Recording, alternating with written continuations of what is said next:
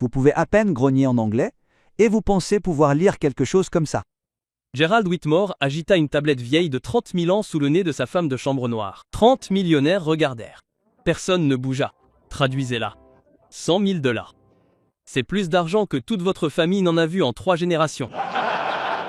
Qu'est-ce qui ne va pas? Trop de grands mots pour ce cerveau de ghetto.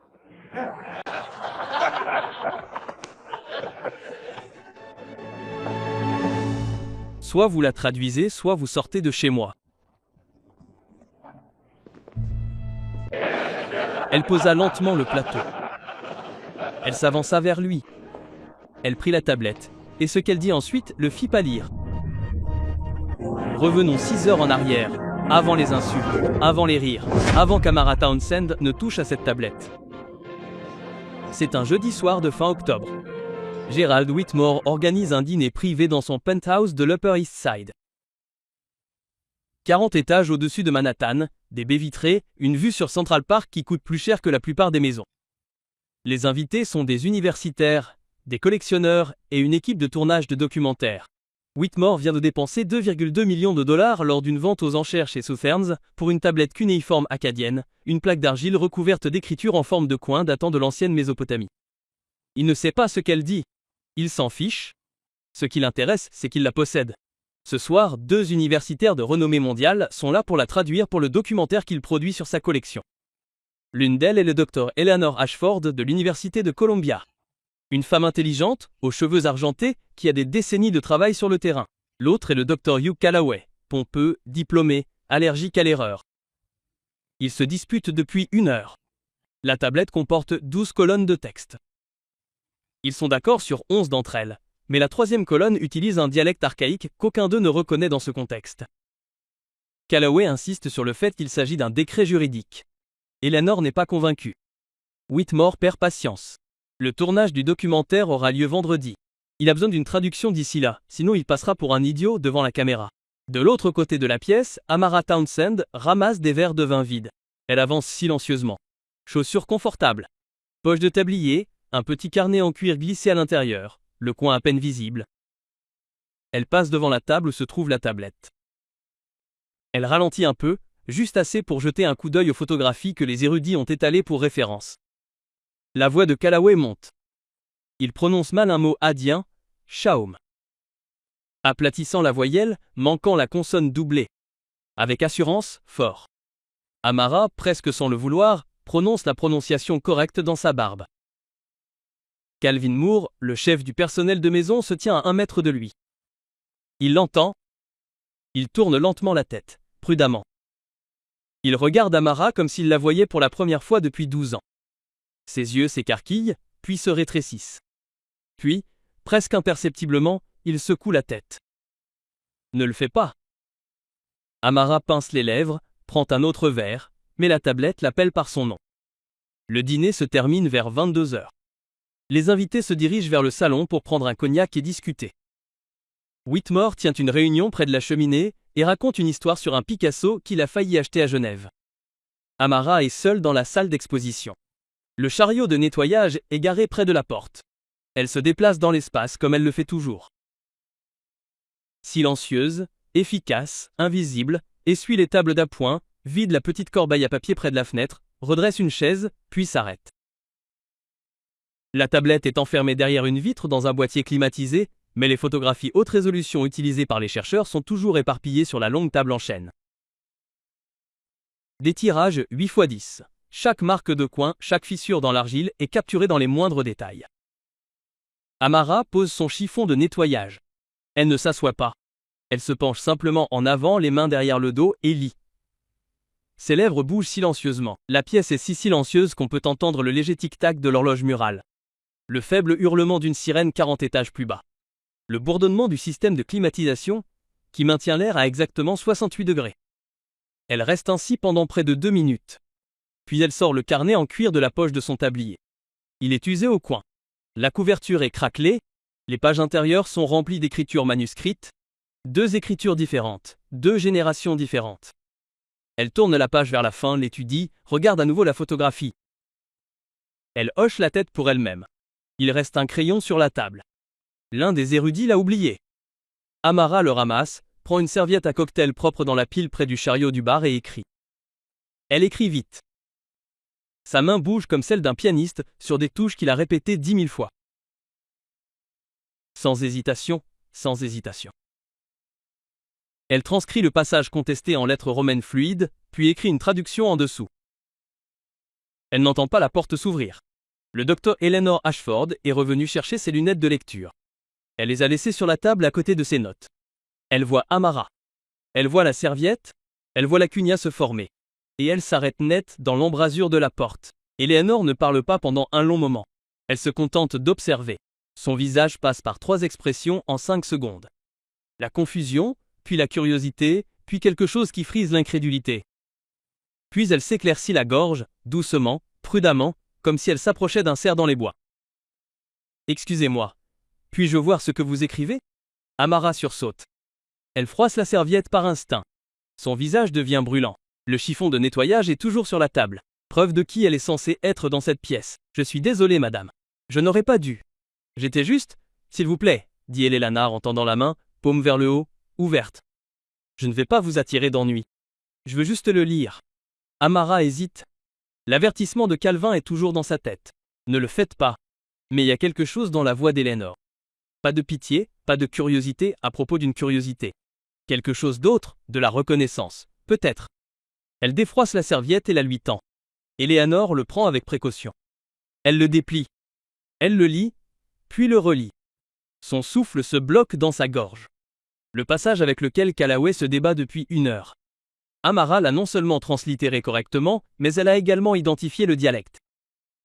De l'acadien de cours babylonien ancien avec des mots d'emprunt sumérien. Elle a remarqué que le 3e signe de la 2e ligne est une variante de scribe commune aux tablettes du sud de la Mésopotamie. Elle a même signalé une possible erreur de lecture dans le texte de référence publié que les chercheurs ont utilisé.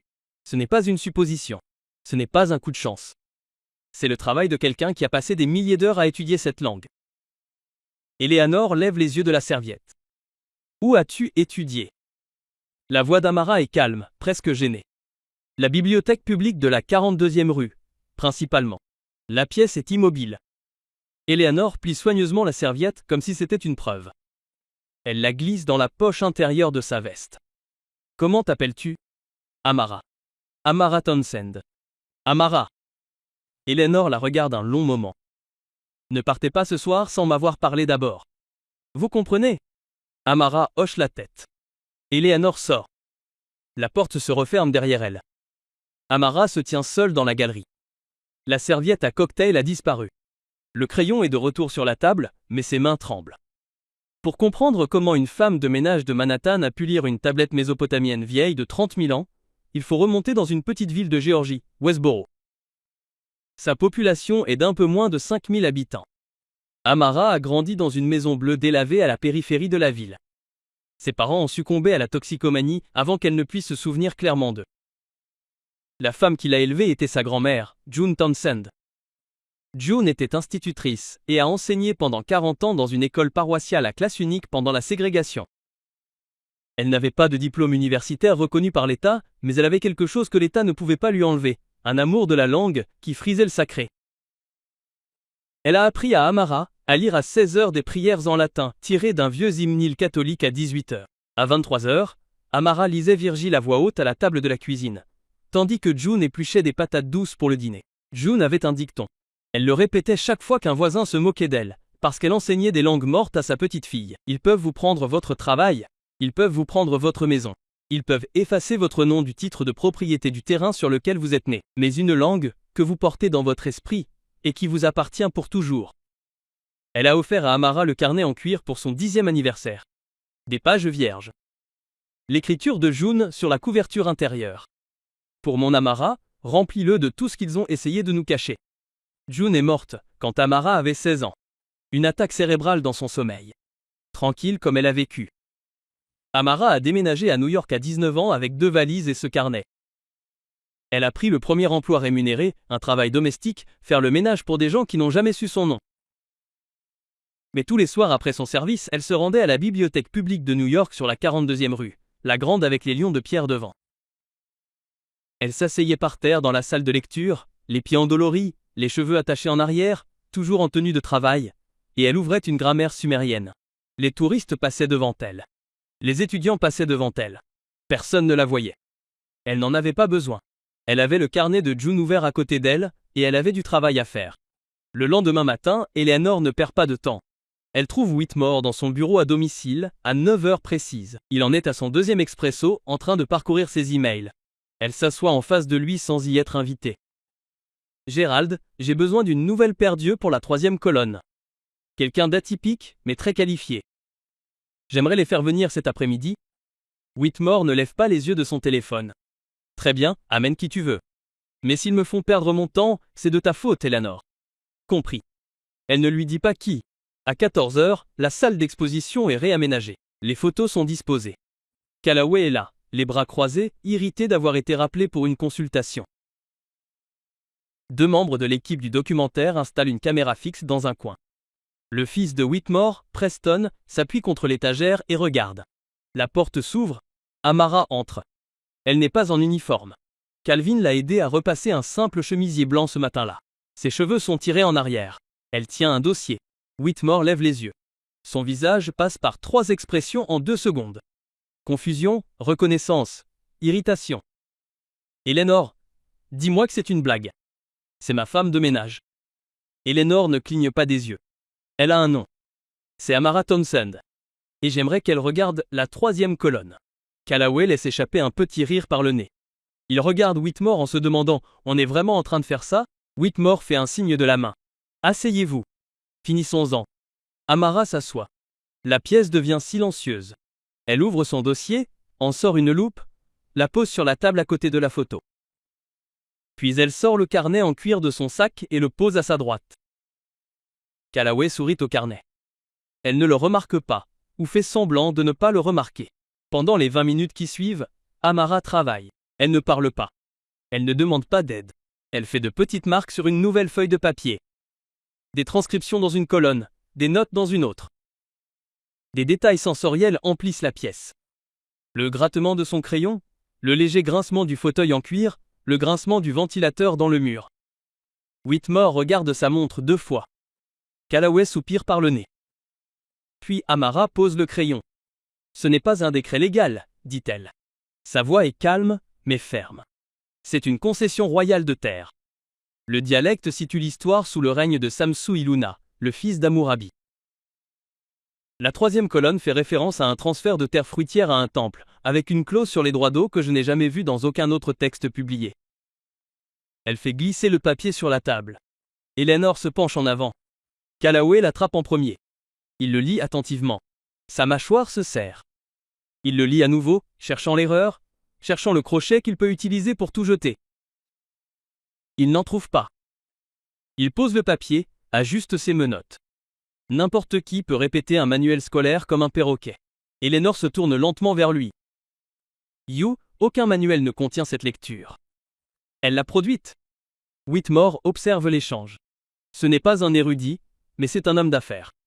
Il sait quand quelqu'un a perdu un argument, et Callaway a perdu. Il fait signe à Amara de sortir de la pièce. Merci. Ça suffit pour aujourd'hui? Amara prend son carnet, se lève et se dirige vers la porte. Eleanor la surprend dans le couloir. Ce n'était pas un tour de passe-passe, c'était une analyse de niveau postdoctoral. Ne les laissez pas vous rétrécir. Amara hoche la tête. Elle ne fait pas confiance à sa voix. De retour dans la galerie, Whitmore est seul. Il sort son téléphone. Il cherche son nom. Rien n'apparaît. Pas de dossier scolaire, pas de publication, pas de lien.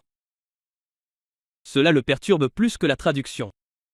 Ce soir-là, les couteaux sont sortis. Callaway coince Whitmore dans le bureau avant le dîner. Il s'est déjà servi un scotch. Sans y être invité.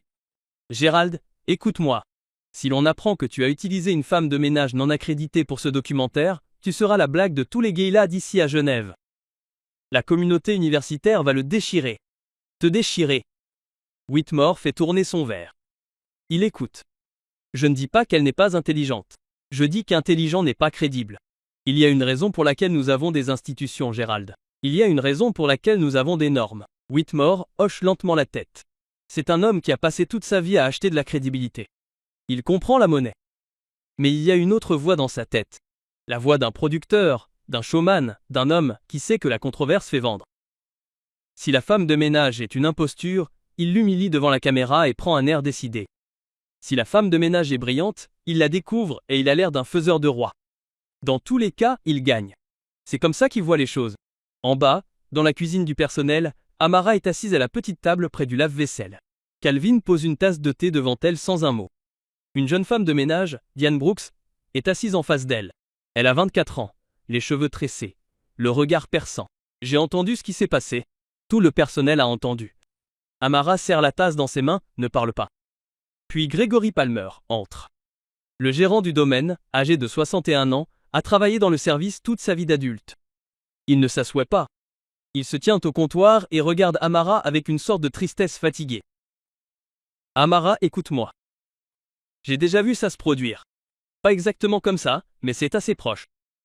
Ils t'utiliseront tant que tu seras utile. Et à la seconde où tu cesseras d'être utile, à la seconde où tu deviendras gênant, ils te laisseront partir sans référence. Tu ne travailleras plus dans cette ville.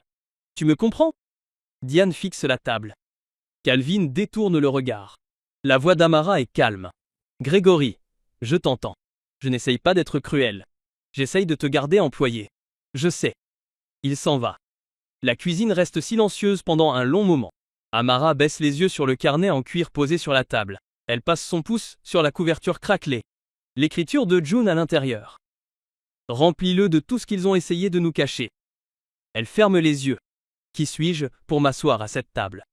June ne s'est jamais assise à aucune table. Elle a fait la sienne, mais il n'y a jamais eu de table comme celle-ci.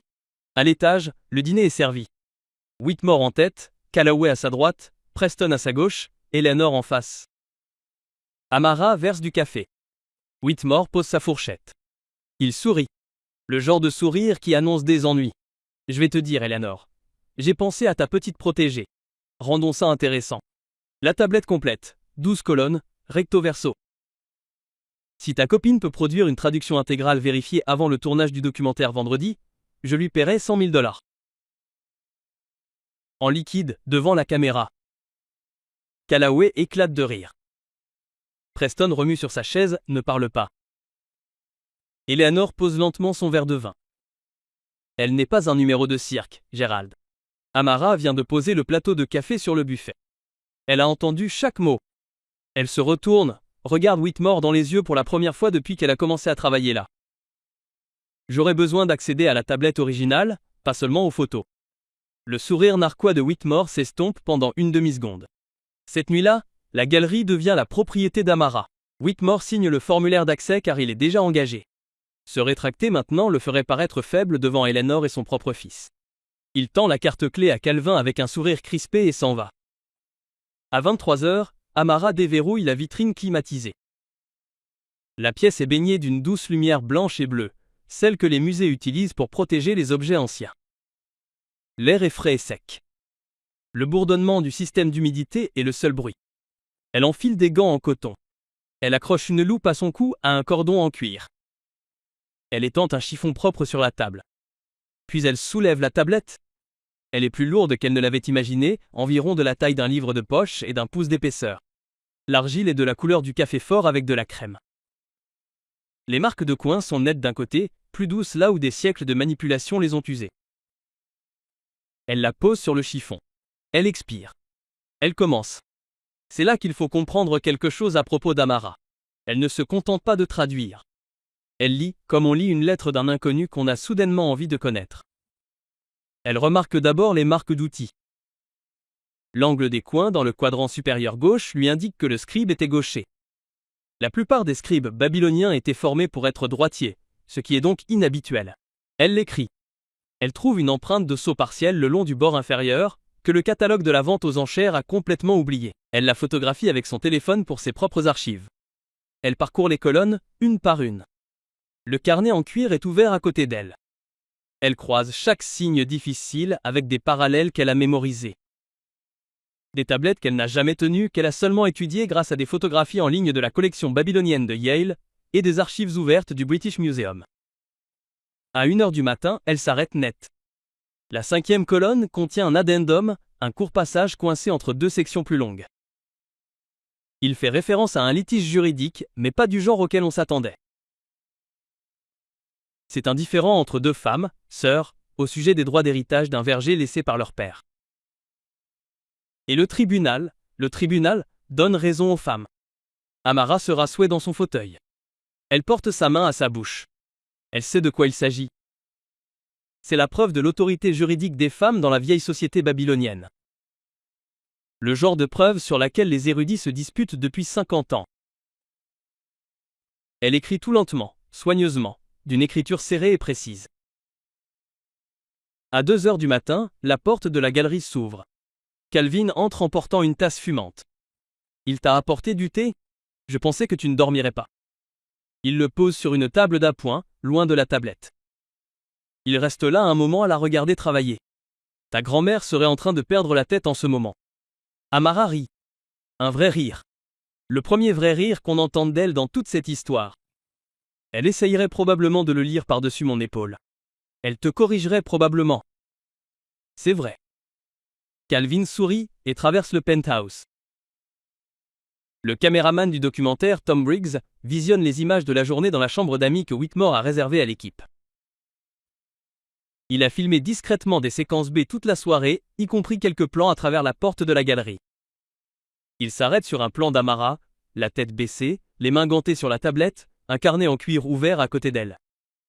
Il appelle son producteur. « Hey, écoutez. Je pense qu'on a fait le mauvais documentaire. » Eleanor arrive à la galerie à 7 heures le lendemain matin avec 2 cafés. Amara est toujours là. Elle n'est jamais rentrée chez elle. Elle en est à son 3e passage de traduction, vérifiant son propre travail comme un chirurgien vérifie un point de suture. Eleanor pose le café, tire une chaise. Montre-moi tout. Pendant les 2 heures qui suivent, ils travaillent côte à côte. Eleanor lit la translittération. Elle pose des questions difficiles, du genre destinées à démasquer un traducteur qui fait semblant. Amara répond à chacune. À un moment donné, Eleanor s'arrête sur la 5e colonne, l'addenda d'héritage. Elle lit 2 fois l'analyse grammaticale d'Amara.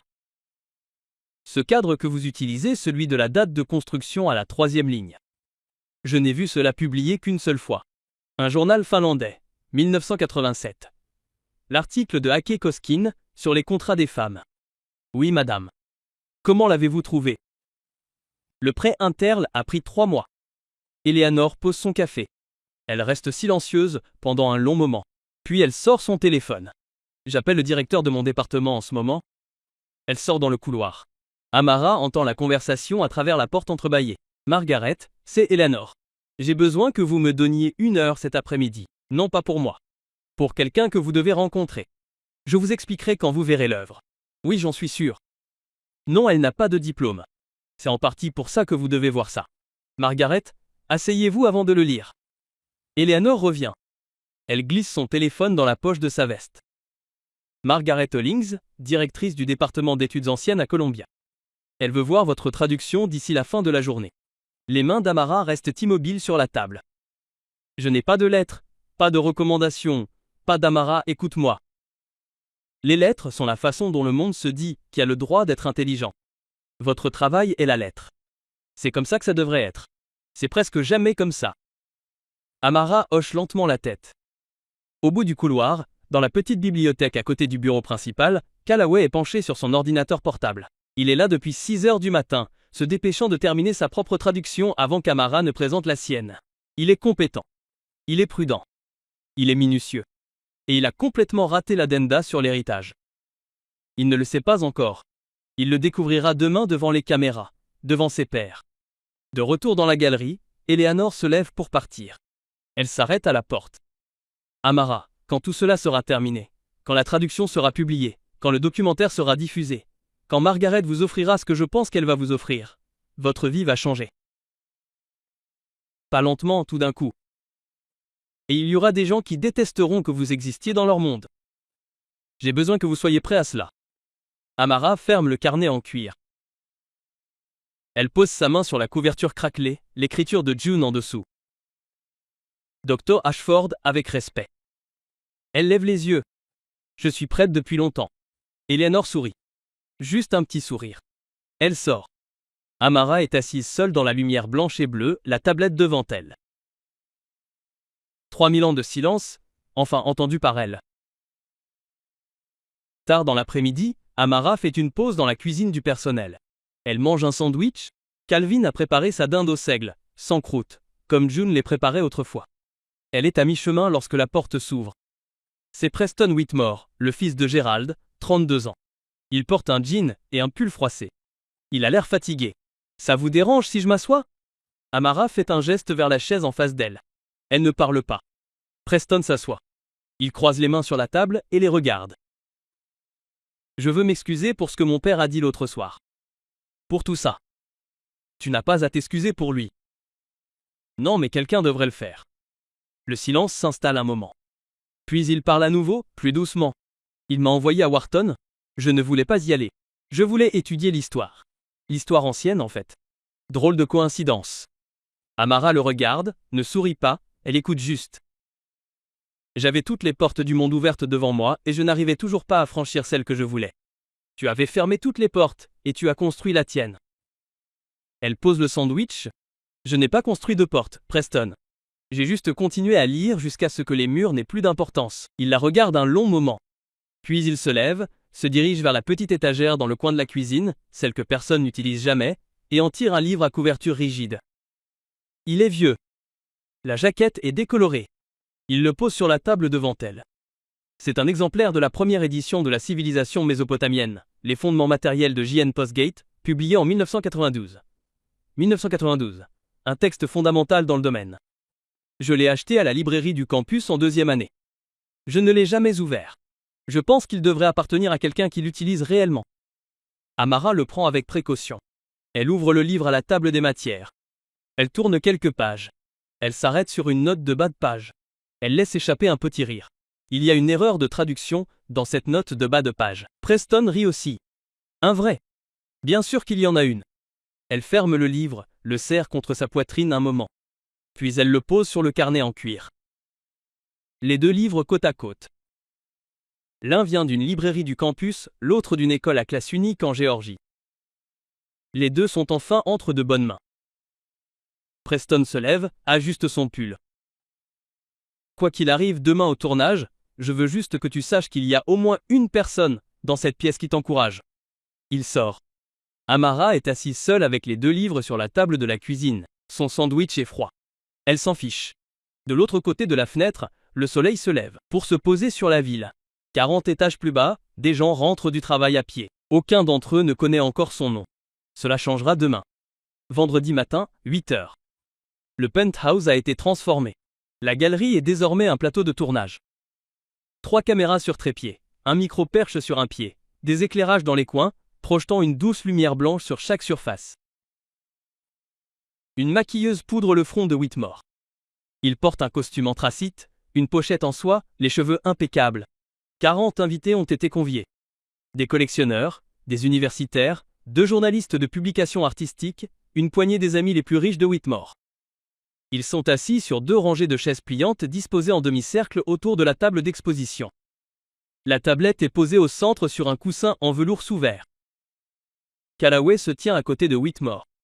On lui a dit qu'il était le chercheur principal de la séquence. Il sourit aux caméras. Sa traduction est dans la poche de sa veste. Il est confiant. Hélène Lanard est assise au premier rang, les mains dans les poches. Pliée sur ses genoux, elle regarde. La porte s'ouvre. Amara entre. Elle porte une simple robe bleu marine, les cheveux tirés en arrière. Elle porte un classeur en papier craft et un carnet en cuir. Ses mains sont fermes. Elle ne regarde pas les caméras. Elle regarde Elaner. Elaner lui fait un petit signe de tête. Whitmore tape dans ses mains. C'est l'heure du spectacle. Mesdames et messieurs, bienvenue. Aujourd'hui, nous allons faire revivre 3000 ans d'histoire. Mais avant, je veux partager un petit moment personnel avec vous tous. Un pari que j'ai fait plus tôt cette semaine. Il fait un geste vers Amara. Voici un membre de mon personnel de maison. Il y a quelques jours, je lui ai fait une offre. Traduisez toute la tablette et je lui paierai $100 000 en liquide devant la caméra. Murmure dans les invités assis. Quelques rires gênés. Voyons donc si elle l'a mérité. Les caméras tournent. La salle s'immobilise. Amara se dirige vers la table. Elle pose son classeur. Elle ouvre la tablette. Carnet. Whitmore prend une photo sur la table. Il la lui tend. Colonne 7. Traduisez-la pour l'appareil photo. C'est un passage qu'Amara a terminé de traduire il y a 2 jours. Elle le connaît comme on connaît les paroles d'une chanson de son enfance. Elle le lit à voix haute. D'abord en indien, lentement, avec précision. Les consonnes doublées à leur place. Puis, en anglais, elle donne le contexte historique. Elle note la main du scribe. Elle identifie la période probable dans une fenêtre de 40 ans. La pièce change. Une femme au 2e rang se penche en avant. Un homme au fond enlève ses lunettes. Le sourire de Callaway se crispe un peu. Whitmore hoche la tête et fait signe à Callaway de continuer. C'est là que Callaway essaye de la faire tomber. Oui, c'est une lecture compétente. Laissez-moi vous demander quelque chose de plus précis. La forme verbale à la ligne 4, idu. Expliquez-moi sans note le raisonnement morphologique derrière la terminaison plurielle. Et pendant que vous y êtes, abordez l'anomalie dialectale dans la proposition précédente. C'est le genre de question conçue pour faire trébucher un érudit autodidacte. Le genre de question qui utilise le jargon comme arme. Amara ne s'arrête pas. Elle passe en revue la morphologie, la forme plurielle du subjonctif, la raison historique du changement dialectal. Elle cite une tablette spécifique de la collection du British Museum par numéro d'accession qui contient une construction parallèle. Puis elle fait quelque chose que Callaway n'attendait pas. Elle le corrige, Dr. Callaway, avec respect. La proposition que vous avez décrite comme une anomalie dialectale n'est pas anormale. C'est une formule standard dans les subventions royales de cette période. Je pense que vous travaillez peut-être à partir de l'ancienne édition du Conducteur et des Miles. La version révisée a été publiée en 2009. Le visage de Callaway devient rouge. Il ne répond pas. Eleanor serre les lèvres pour ne pas sourire. Whitmore regarde ce qui se passe. Il peut sentir la pièce tourner. Il peut sentir les caméras filmer chaque seconde. Il doit arrêter ça maintenant. Il tend la main sous la table. Il sort un petit objet enveloppé dans du papier de soie. Il la déballe lentement, théâtralement pour les caméras. C'est une 2e tablette, plus petite, de la taille d'un jeu de cartes, d'une couleur d'argile différente, d'un style différent. J'ai un dernier test à faire. C'est un fragment que j'ai acquis séparément le mois dernier auprès d'un marchand privé. Personne dans cette pièce ne l'a vu. Ni Eleanor, ni You, ni personne. Il la pose sur la table devant Amara. Traduisez-la tout de suite. Pas de notes. Pas de carnet. Il fait glisser son carnet en cuir à l'autre bout de la table.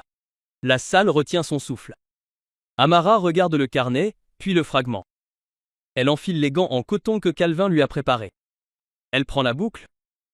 Elle étudie le fragment pendant un long moment d'agonie. Les secondes s'écoulent. Callaway regarde ses chaussures, essayant de cacher le petit sourire au coin de sa bouche. Puis Amara pose le fragment. Doucement, elle lève les yeux. C'est un coliphon, une signature de scribe. Cela ne fait pas partie de la tablette principale. C'est un morceau séparé, probablement au dos de la tablette. Une autre tablette cassée il y a des siècles. Elle prend une inspiration. Le nom du scribe est partiellement conservé. Je ne peux pas lire la lecture complète, mais le titre est clair. C'était un Tubsharam, un maître scribe. Et ce coliphone n'est pas un document juridique. C'est une dédicace. Elle le lit à voix haute. D'abord en indien, puis elle traduit. Cette tablette est pour ma fille lorsque ses mains seront assez grandes pour tenir la tablette. Puisse-t-elle apprendre les signes comme je les ai appris. Puissent ces mots survivre à l'argile. La pièce est silencieuse, complètement silencieuse. Les yeux d'Éléonore brillent. Elle n'essaye pas de le cacher. Une femme au 1er rang porte sa main à sa bouche. Même Callaway regarde le sol. Il y a 3000 ans, un père en Mésopotamie a gravé un vœu pour sa fille dans de l'argile humide, qu'elle apprenne à lire, que ces mots perdurent. Et dans un penthouse de Manhattan, un vendredi matin de fin octobre, son vœu s'est réalisé. Lu à voix haute par une femme noire de la région. Westboro, en Géorgie, dont la grand-mère a dit un jour exactement la même chose avec des mots différents. Une langue que vous portez dans votre esprit vous appartient pour toujours. Le visage de Whitmore devient blanc, non pas de colère mais de quelque chose de plus profond, de la lente et naissante prise de conscience, filmée par 3 caméras, qu'il vient d'essayer d'humilier la personne la plus compétente de sa propre maison. Et chaque personne présente dans la salle l'a vu. Eleanor se lève. Elle commence à applaudir. Lentement, délibérément, l'homme à côté d'elle se joint à elle, puis la femme au 2e rang, puis celle du fond. En moins de 10 secondes, toute la salle est debout. Sauf Whitmore. Il est toujours assis, pâle. Les applaudissements durent 45 secondes. Cela ne semble pas être une éternité. Restez dans une pièce silencieuse et applaudissez pendant 45 secondes. Vous sentirez tout le monde. Les caméras continuent de tourner.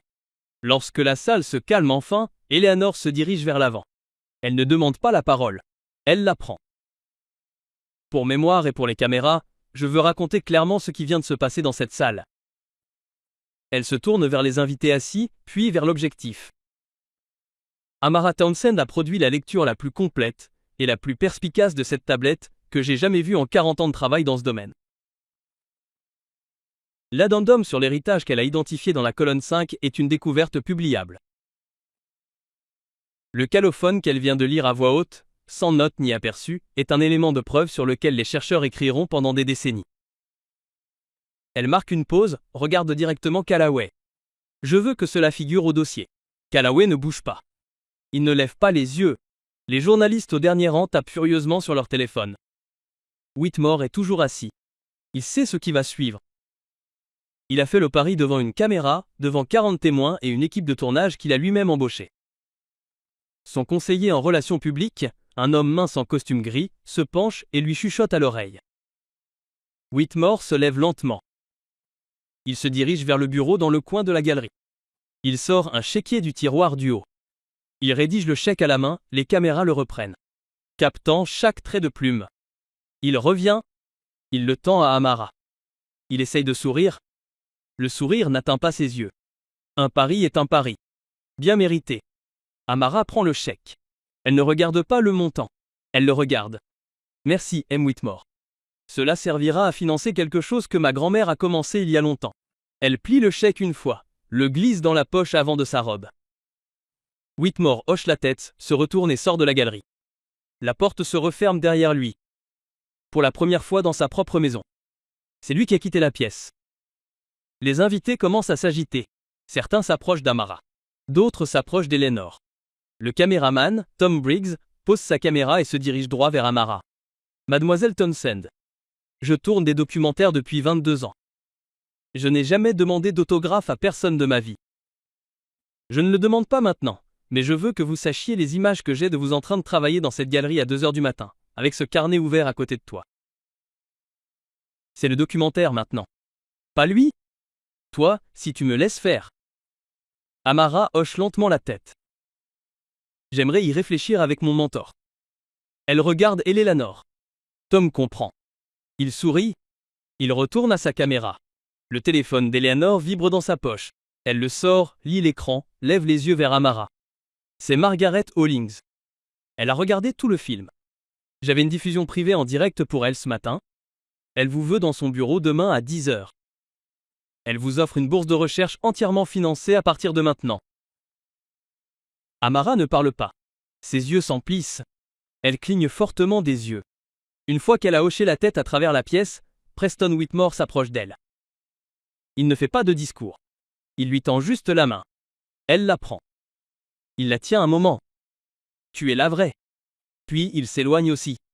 Eleanor se tourne vers Amara. Il y a du monde. Encore une chose. Puis-je voir le carnet? Amara hésite une seconde. Puis elle le sort de son sac. Elle le pose entre les mains d'Eleanor comme s'il était en verre. Eleanor l'ouvre avec précaution. La couverture craquelée. La première page de l'écriture de June Thompson, la dédicace pour mon Amara. Remplissez-la de tout ce qu'ils ont essayé de nous cacher. Elle passe à la page suivante.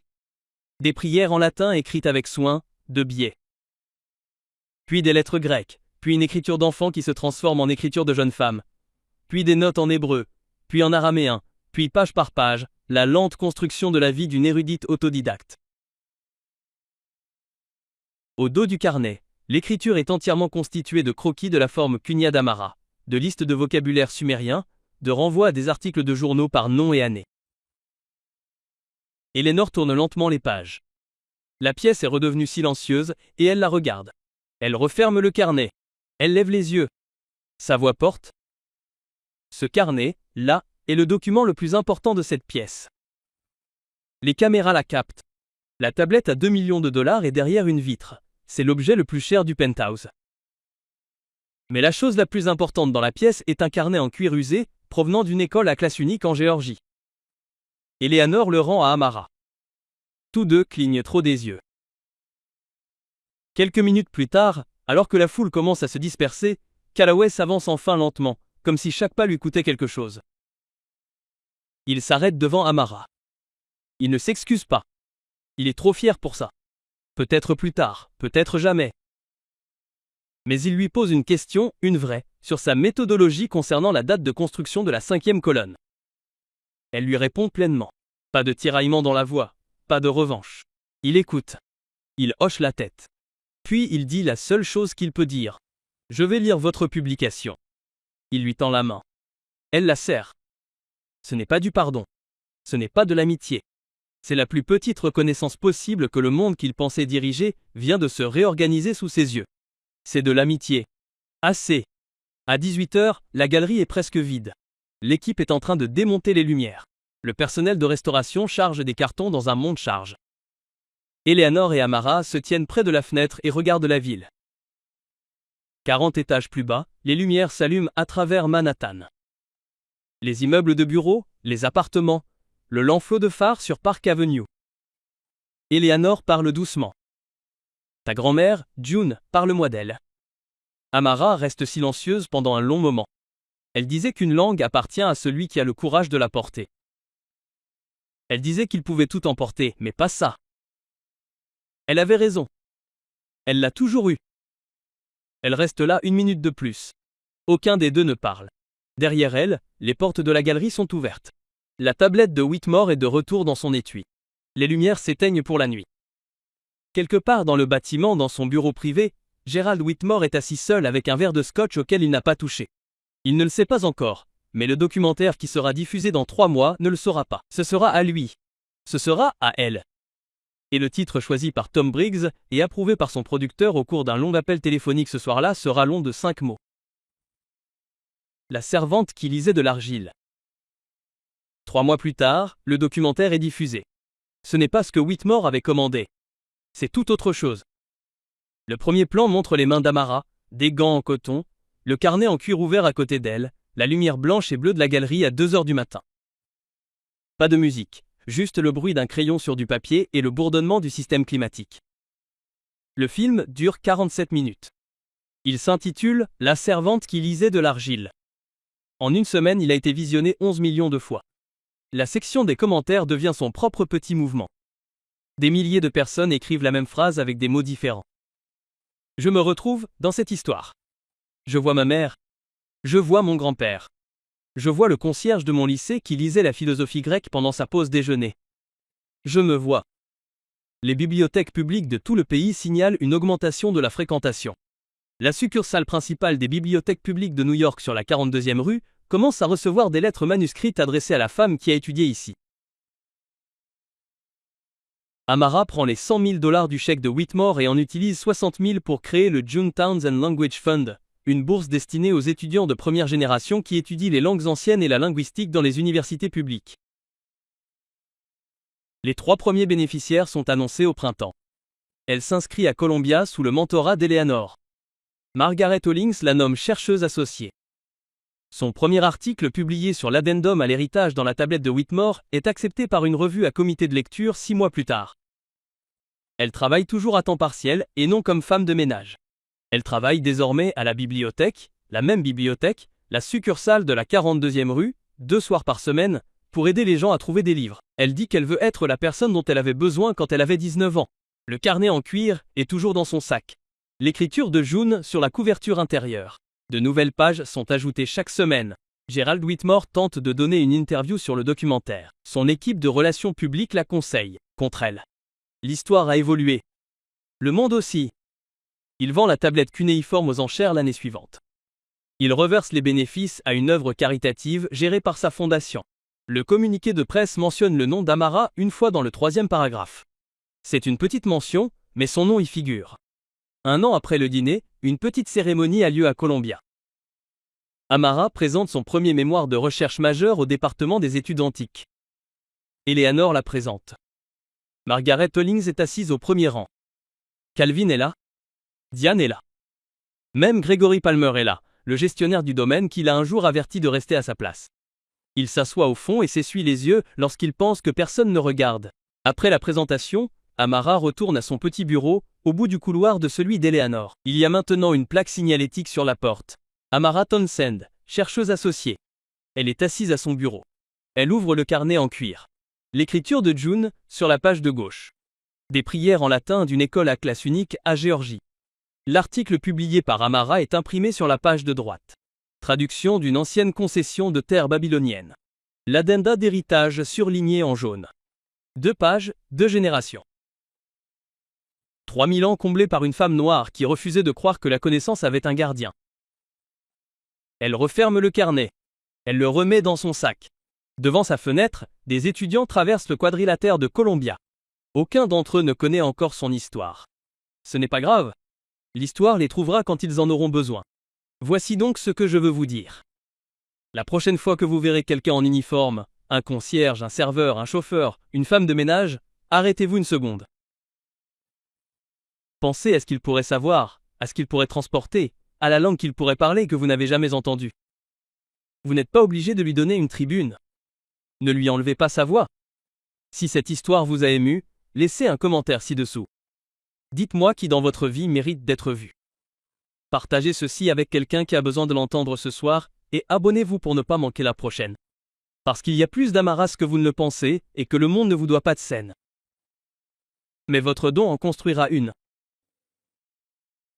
Et juste comme ça, la femme qu'il appelait la harpe est devenue la voix sur laquelle toute la salle s'est penchée. Le vœu d'un père vieux de 3000 ans pour sa fille. Enfin, lu à voix haute par une femme noire de Westboro, en Géorgie. Voici ce que je veux que vous reteniez de l'histoire d'Amara. La connaissance n'a pas de gardien. Ni un diplôme, ni un nom de famille, ni la couleur de l'uniforme que vous portez au travail. Grand-mère Trun lui a dit qu'ils peuvent prendre votre travail, votre maison, le nom de l'acte, mais que la langue que vous portez dans votre esprit vous appartient pour toujours. Amara n'a pas battu Gérard avec plus de colère. Elle l'a battu avec des milliers d'heures de silence sur le sol d'une bibliothèque dans ses vêtements de travail en train de jouer la comédie. Personne ne regarde. Ce n'est pas de la vengeance. C'est du respect de soi avec des reçus. Alors laissez-moi vous demander quelque chose et soyez honnête. Qui avez-vous dépassé sans vraiment le voir? Le concierge, la caissière, la femme qui nettoie votre bureau à 22h00. Chacun d'entre nous a une Amara dans son histoire. Quelqu'un qui porte un cadeau que le monde lui a dit de cacher. La question est, sommes-nous ceux qui rient ou ceux qui écoutent? Si cette histoire vous a ému, abonnez-vous et dites-moi ci-dessous qui dans votre vie mérite d'être enfin vu. Parce que le monde ne possède aucune scène pour nous, mais votre don en construira une.